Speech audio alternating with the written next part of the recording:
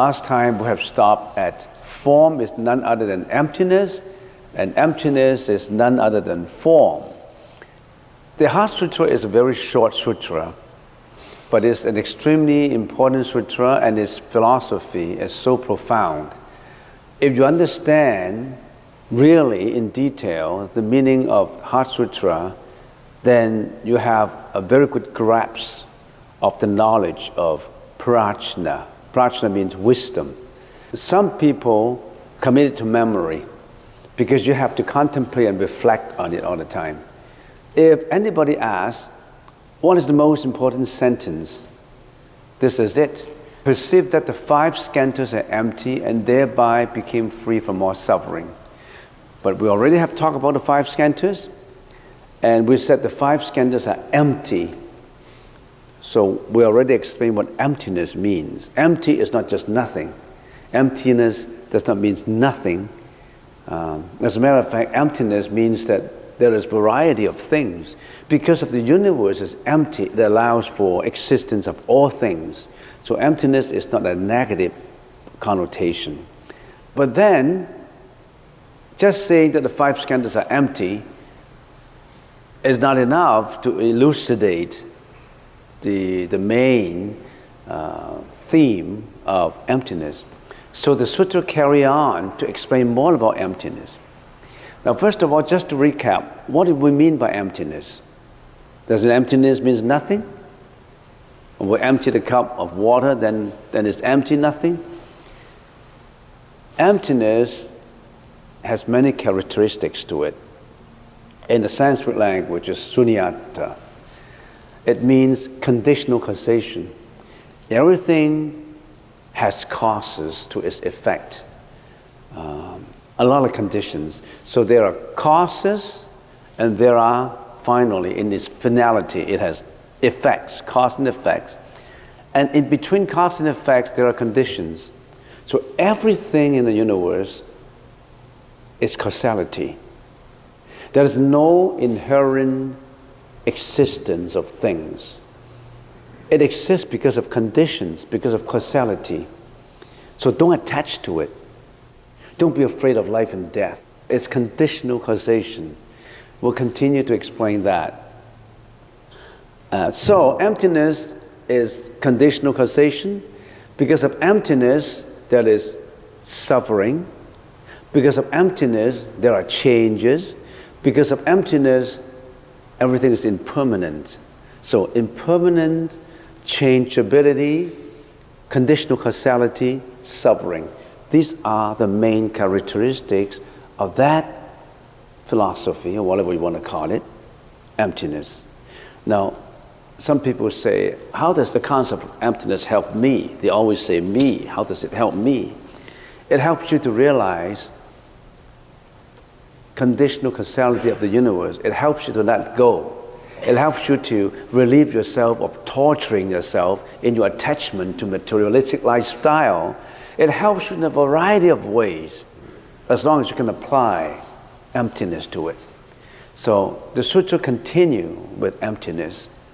And now it says, form is not other than emptiness, and emptiness is not other than form. And when we say, what is form? Form is the first skandhas of the 5 skandhas. Because the sutra says the 5 skandhas are empty. And then it continues later to elaborate on why the 5 skandhas. The 5 skandhas, remember? Form, or some people say material. Material is not other than emptiness, and emptiness is not other than material, but we say form, which means molecules, protons, atoms, electrons, materials. So the letter 4 relates to spirituality, not to materiality. So what is the world? It's a combination of materiality and spirituality. To the little world, our body is the same. Body and mind. I am body and mind, nothing else. Body is material. Mind is the mentality. So it further elaborate on, we're saying the 5 skandhas are empty. Let's start with the first one, form.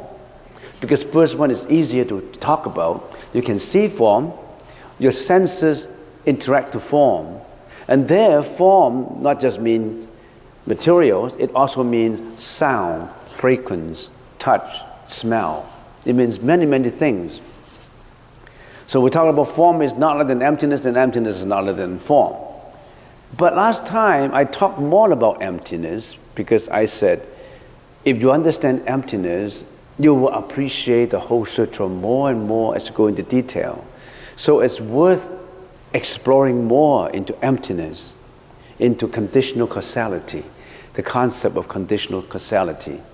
And you have to bear with me when you are trying to understand the sutra, because once you understand emptiness, the whole cocoon of threads, it's all not tangled together now, it's all analyzed. So you really should spend more time in what is emptiness, what is shunyata, how to perceive the universe with the perspective of conditional causality.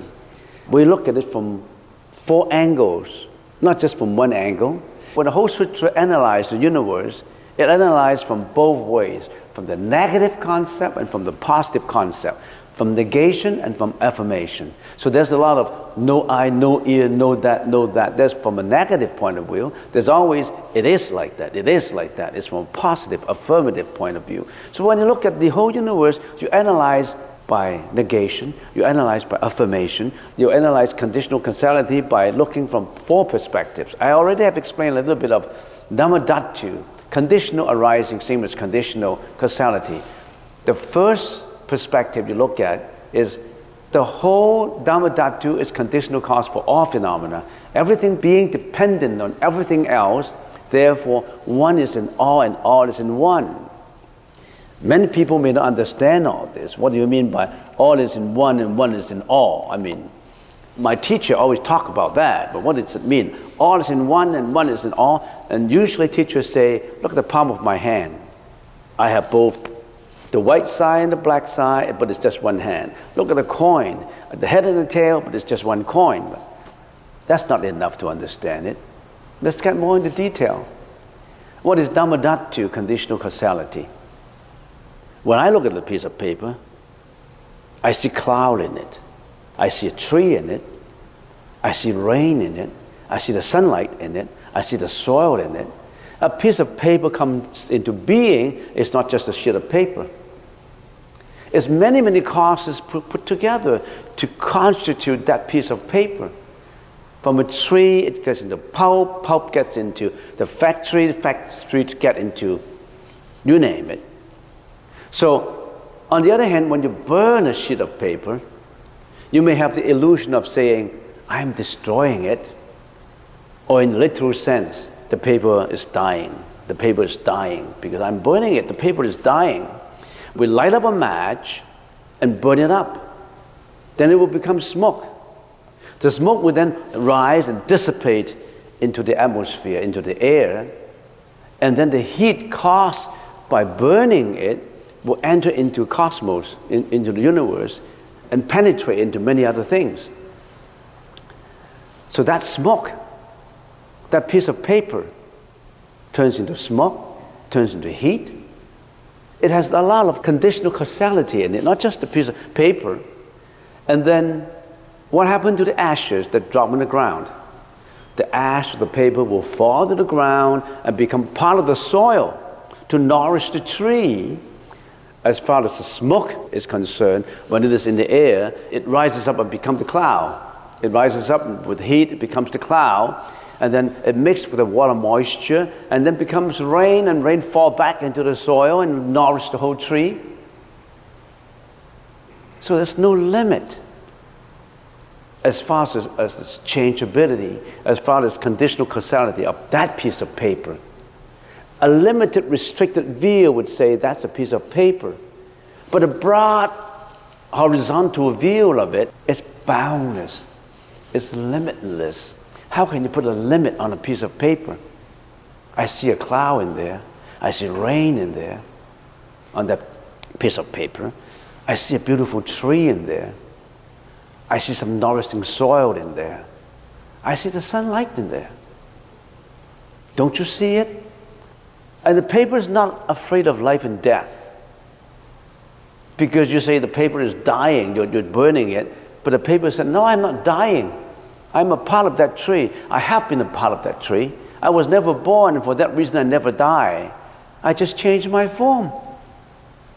I get back to the cosmos. I never die. I've never been born. I'm never afraid of it because I'm changing. I'm just changing my form. I don't know if you understand what I mean. You don't look at a sheet of paper just like a sheet of paper. A sheet of paper has a universe in it. A sheet of paper has the whole world in it. And for that reason, I quote not from a Buddhist Sutra, I quote from William Blake's poem, to see a world in a grain of sand. A grain of sand, there's a world in it, and then it goes to my interpretation of a sheet of paper. Sand, weathering, rushing on the rock, shattering it, and then it washed the shore. The sand itself is made of molecules, and that rock is broken further, washed by the waves. The sunlight gets into it, the rain gets into it. There's a whole universe in that grain of sand. And how about heaven in a wildflower? If you explain to your student, I think you should use some Buddhist concept to explain it, because none other can explain it properly, I think. This is the way I think. What do you mean by you see a heaven in a wildflower? How can you see heaven in a flower? You must be crazy. Do you have an illusion? You see heaven in a flower? If you are a poet, you would see clearly that there's a heaven in a flower, not just a wildflower, in any flower. Why? Because a flower is demonstrating 6 virtues, at least 6 virtues, which we call the 6 parameters. What's the first virtue? Generosity, giving. Generosity in the Sanskrit language, in the Buddhist language, in the Sanskrit language is dana, D-A-N-A, dana. A flower is demonstrating dana, or generosity, or giving, unconditional giving.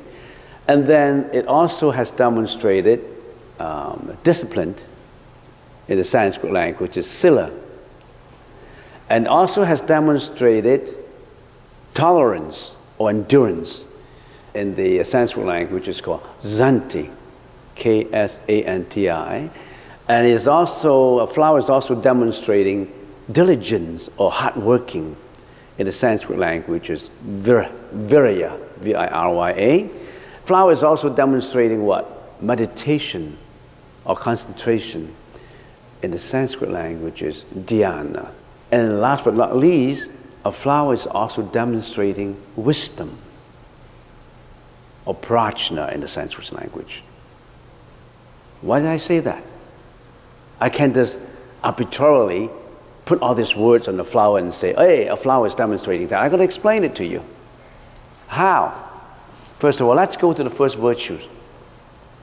How does a flower demonstrate generosity and giving?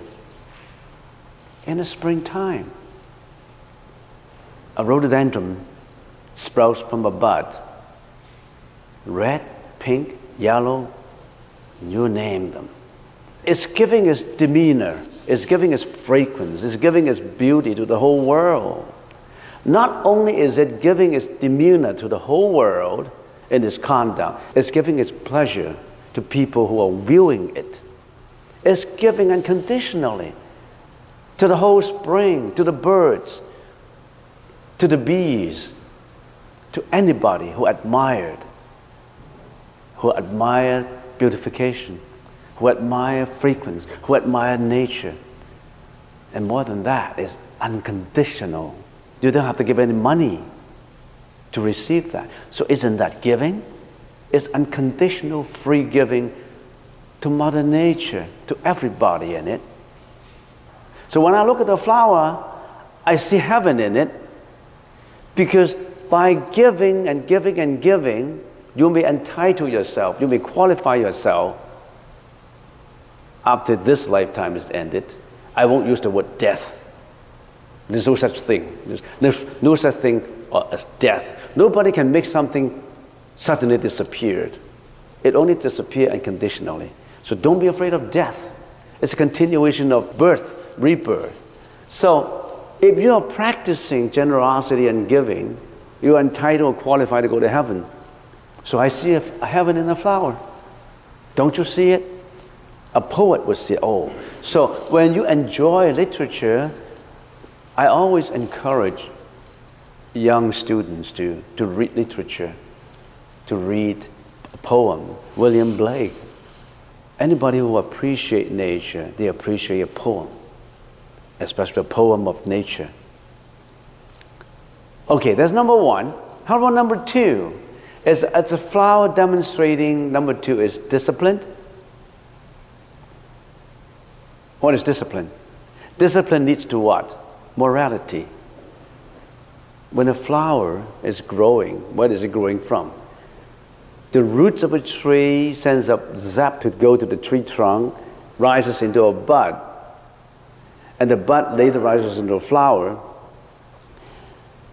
It's never intruding into another tree. A flower is always maintaining its own conduct, its own personality, its own demeanor. It's always performed the best it can within that tree. Even when a bee is hovering on a flower, trying to get the nectar out of it, the flower is still giving, is still disciplining, letting the bees to get into it. So it always disciplines itself regarding to giving. It always disciplines itself regarding to its cycle. It always disciplines itself regarding to confinement of its own conduct. When you discipline yourself to a very high degree of morality, you're entitled to go to heaven. So I see a heaven, just from the perspective of discipline and morality of a flower. A flower is demonstrating tolerance. Why? In a snowstorm, in the rain, in the ferocious heat of the sun, it's growing in there. It's never afraid of snowstorm and rain and the wind. Even though its petals may be blown off, it still persists to survive. It has a high degree of tolerance in it, a flower. And even if it's swept down and fall to the ground in the autumn time, it still goes back to the soil as nourishment. Diligence. A flower works its way up, hardworking. The sap goes up, and it's trying to grow and grow and grow, and send its vibrant, its fragrance to the whole world. So it's diligence, hardworking. A flower is hardworking. Fifth, jhana, or meditation, focusing. In the wintertime, it is sitting, meditating inside a bud, in quietude, in peacefulness, in the stillness of its growth. It's hibernating in there. So that's meditation. That's concentration. Last but not least, the wisdom. A flower has its wisdom. It has a whole system, has a whole cycle within that tree, getting the nourishment, sending up the roots, going up the trunk, the sap goes up to every direction, absorbing from the sunlight. It has a system of its own cycle of the whole tree. Prajna. That system is never disturbed. That cycle is always going spring, autumn, winter, summer. It's always going in a cycle, that system.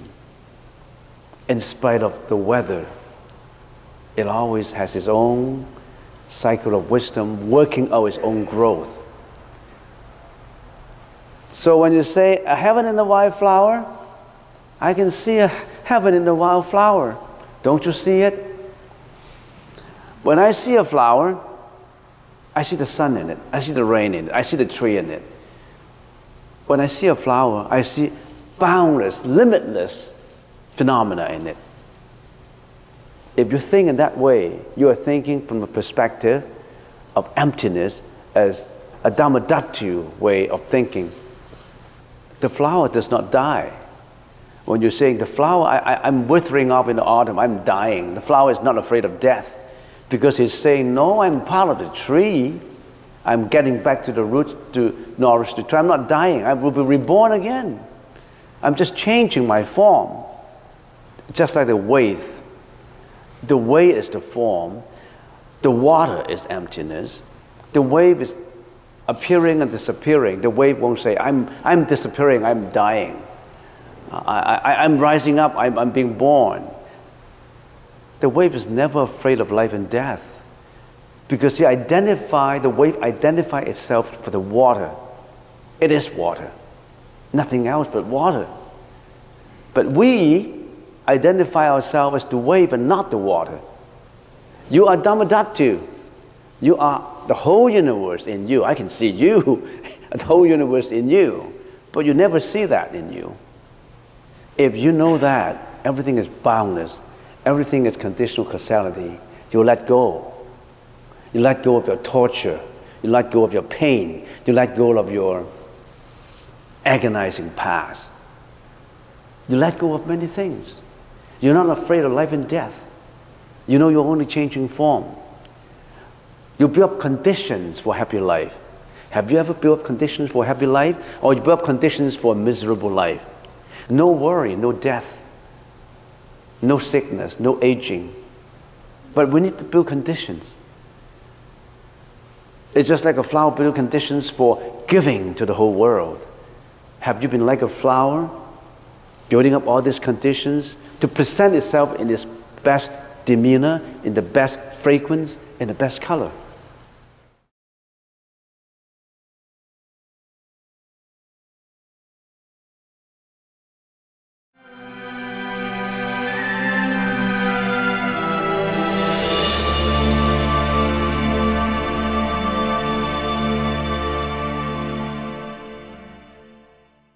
So last time we stopped at form is none other than emptiness, and emptiness is none other than form. Always have to remember the meaning of emptiness. To put it very briefly, really briefly, emptiness is everything comes into being due to conditional causation. That's a very rough definition of conditional causation. And we also mentioned that causation can be analyzed or can be looked at from four perspectives. Dhammadhatu, conditional arising or conditional causation, karma, conditional causation, alaya, conditional causation, and taragata gabba or buddhadatta, conditional arising. And we already have finished Dhammadhatu, arising. Now we should continue with karma, conditional causation or conditional arising. What's karma? Let's go back to the simple concept. What is karma? Karma is an accumulation of actions of the body, speech of the mouth, and thoughts of the mind. Everything you think, everything you act, everything you speak, give rise to karma. And some people like to identify karma with energy. So your thought has energy, your action surely has energy. Every word has energy.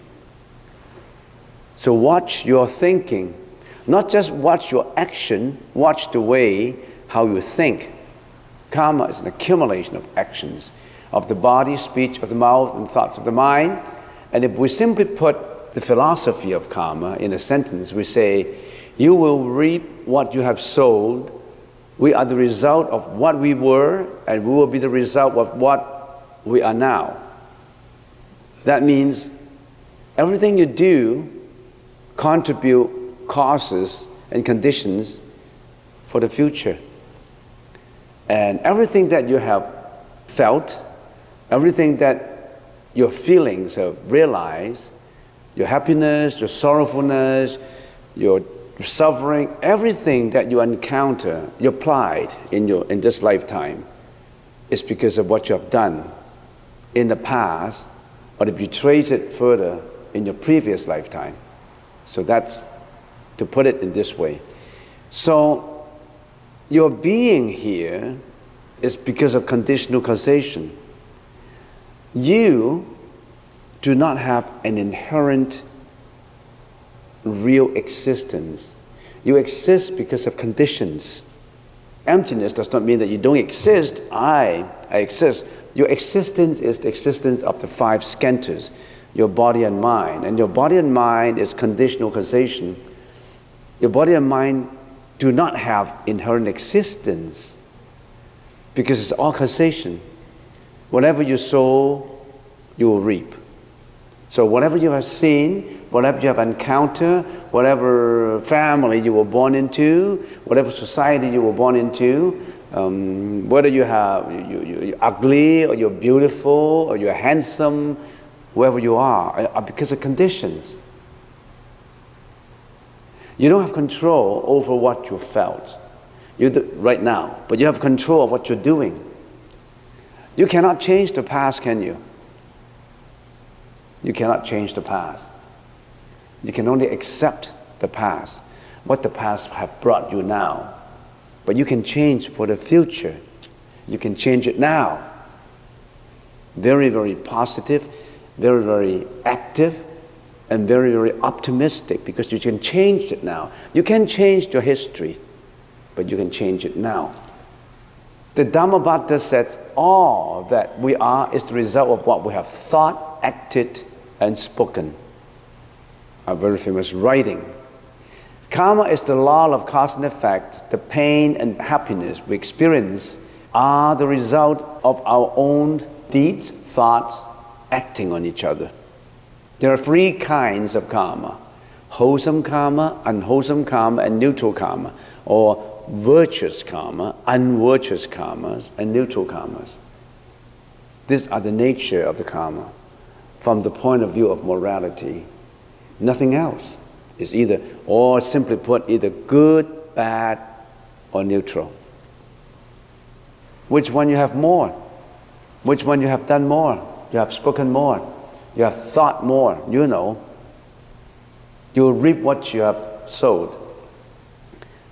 And then we say karma operates in the law of cause-effect, within the law of cause-effect, causation. And karma is action, and vipaka is its reaction. If we use seed and fruit of a tree as an example to explain it, karma is the potential seed. Of course, karma, if you carry it out, is already becoming a volitional karma, a karma that you're doing. But karma can also happen in your thought, right? Your thought, you haven't done it yet, but it happened in your thought. If the karma happened in your thought, that is a potential seed of a tree. And a seed of a tree would finally find its way to become fruits. There is no fruit without seed. Every thought is a potential seed in it. If that seed is being watered, the sunlight, fertilizers, and everything you apply, watering and labor applied to it, plowing the land and all that, that seed can gradually becoming more and more close to forming into a shoot and forming into a plant and forming and give flowers and then give fruits. So if you add strength to your seeds, in other words, if you habituate it, if you always have that thought of selfishness, that thought of greediness, that thought of sensuality, that thought of disappointment, that thought of depression, that thought of jealousy, if you already have that thought, which most people, 99% of the people have, and you're habitually thinking about it, you're watering it. You're giving all the fertilizers to it. You habitually carry that thought. I hate him, I hate him, I hate him. If you always say, I hate him, every day you hate him, that hatred cannot go away. And that hatred would develop. What would it develop? Into hurting him, into killing him, into doing something terrible, atrocious.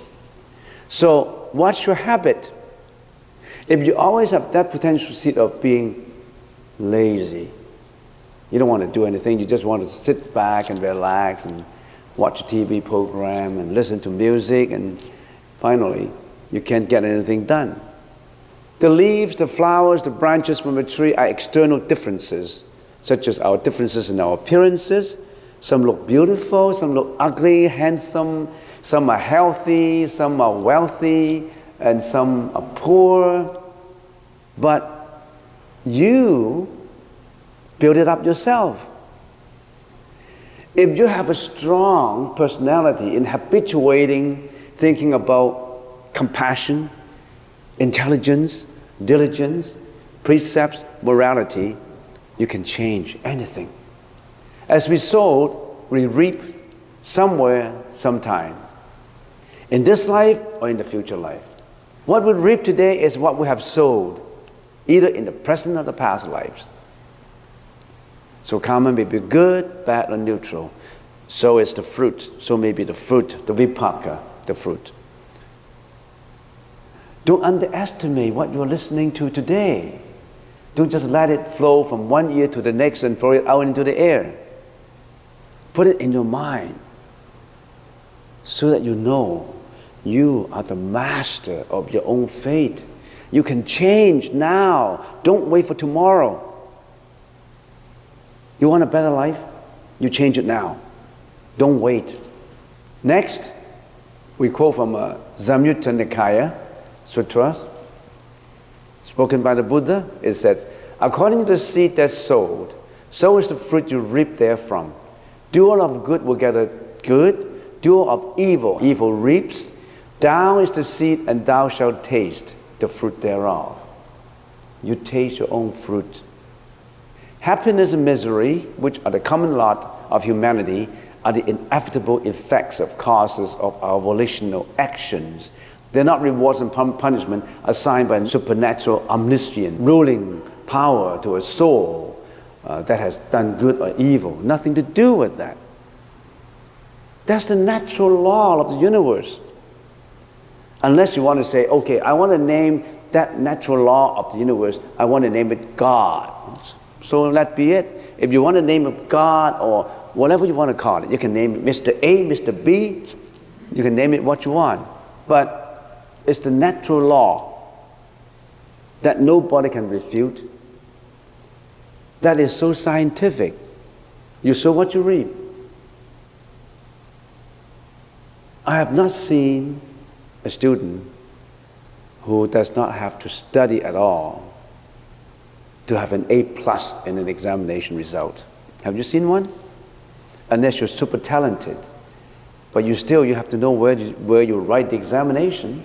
You still have to know the syllabus, the curriculum of that course. You are a super talent that you can get an A+ in anything. But you still have to register for that course. You still have to know the syllabus of that course. You still have to write the exam. No one can write the exam for you. You still have to do something to get the A+. Certainly, if you're not talented and you're not studying it, you fail. A youth truth seeker approached the Buddha and questioned him regarding this intricate problem of inequality of humanity. What is the cause? What is the reason, O Tathagata? He questioned, that we find amongst mankind the short-lived and long-lived, the healthy and the diseased, the ugly and the beautiful, those lacking influence and the powerful, the poor and the rich, the low-born and the high-born, and the ignorant and the wise. The Buddha says, all living beings have actions as their own, their inheritance, their congenital cause, their kinsman, their refuge. It is karma that differentiates being into low or high states. It's karma. Classification of karma. We have reproductive karma, karma that conditions the future birth is reproductive karma. Supportive karma, it is neither good or bad, but it assists and maintains the action of the reproductive karma in the course of the lifetime. A moral supportive karma assists in giving health, wealth, happiness, and so on to the being born. An immoral supportive karma assists in giving pain, sorrow, etc. to the being born. And then there's also destructive karma, the potential energy of the reproductive karma could be nullified by a mere powerful opposing karma of the past or of the present, just as a powerful counteractive force can obstruct the path of a flying arrow and bring it down to the ground. Such an action is called destructive karma, which is more effective than the previous two. This destructive karma can be good or bad. So in other words, you were born in a poor family. There's a destructive karma, a supportive karma that you were born in a poor family. But you being poor, you have a very high degree of endurance. You have a high level of diligence. You want to change your life. You have a high intention. Every day you build up that intention. I want to be better. I want to improve. Or simply put, I want to be rich. Some people want to be rich, right? I want to be rich. And then, I'm not saying that Buddhism teaches you want to be rich, but just as an example. I want to be rich. I want to make a lot of money. So you have that intention. Did you prepare yourself for it? You're going to have a preparation for it. You build up all the causes for being rich. You work hard. You have very good social skills. You have very good work skills. You try to learn. You get along with your supervisors. You get along with people around you. So you have intention, you have preparation. And you actually have the action. You carry out into action. Your finality would be you become rich. So it's all scientific. You make your own world. That everybody know, but who would act on it? Only the willpower person. Everybody know that you have to work towards something. But are you inspired to do it? Are you motivated to do it? Or do you motivate yourself? Motivation is two parts. Self-motivation and other motivation.